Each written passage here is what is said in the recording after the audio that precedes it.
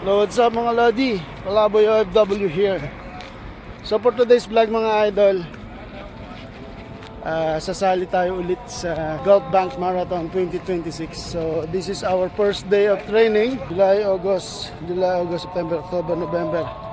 Meron tayo muling 4 months training mga Lodi.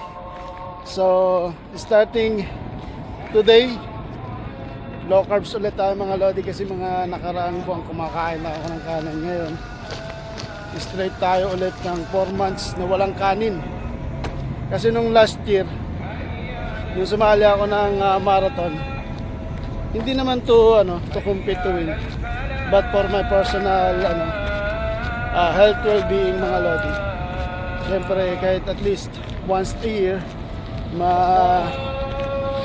ma-refresh, di ba? So ngayon brisk walking muna tayo, Lodi, preparation. Tapos diet tayo, low carbs tayo, Lodi, para bumaba yung timbang natin.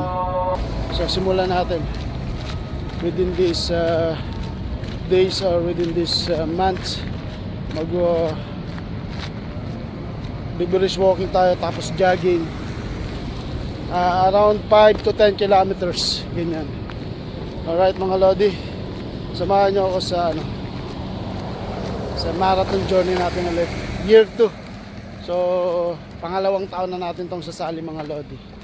Nung nakaraang taon na sumali tayo for 21 kilometers. Ngayon bababa tayo ng konti, 10 kilometer lang sasalihan natin kasi medyo nabigla ako ng 21 kilometer. Talagang groggy ako dun diba? Kuhanin natin yung 10 kilometer. Alright, so see you mga Lord sa mga susunod na vlog for my marathon journey again, year 2 para sa akin.